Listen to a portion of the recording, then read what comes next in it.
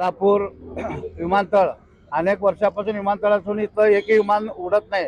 गेल्या वर्षभरापासून निवडणुकीच्या अगोदर या देशाचे पंतप्रधानांनी उद्घाटन केलं होतं विमान चालू करणार म्हणून, परंतु आश्वासन दिले, पण आश्वासन मतं घेतले, निवडून आले, परंतु विमान काही चालू झालं नाही। परंतु या सोलापूर शहरातील IT पार्क विमान विमान चालू नसल्यामुळे IT पार्क चालू नाही, गारमेंट पार्क चालू नाही, व्यवसाय इथं ठप्प पडलेला आहे। सोलापूरचा उद्योग अधोगतीला आलेला आहे। 5 स्टार हॉटेल सुद्धा यायला तयार नाहीत। त्यामुळे लाखो बेरोजगार तरुण पुण्याला जाऊन नोकरी करतात। त्यामुळे सोलापुरामध्ये हे वृद्धाश्रम काढण्याची पाळी आलेली आहे। त्यामुळे आम्ही उद्धव बाळासाहेब ठाकरे पक्षाच्या वतीनं त्या केंद्र सरकार आणि राज्य सरकारचा निषेध करत आहोत। आगामी काळात जर विमान चालू नाही झालं तर आम्हाला विमानतळामध्ये आज जाऊन मोठ्या प्रमाणात आंदोलन करावं लागेल। येणाऱ्या बोगस विमानांना अडवण्याचं काम शिवसेना करणार।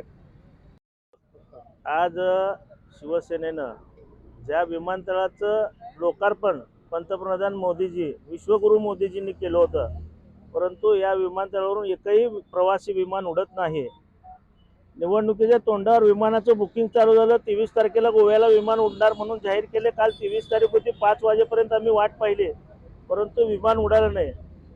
त्यामुळं आज शिवसेनेच्या वतीनं या ठिकाणी कागदी विमान उडवून विश्वगुरूंना फुग्याला विमानं बांधून आम्ही संदेश पाठवला आहे की मोदीजी, सोलापूरच्या उद्योजकांना विमानाची गरज आहे आणि इथले उद्योगधंदे वाढीसाठी तुम्ही जी पोकळ आश्वासने दिलीत ती पूर्ण करण्यासाठी शिवसेनेने या ठिकाणी आठवण करून दिली आहे।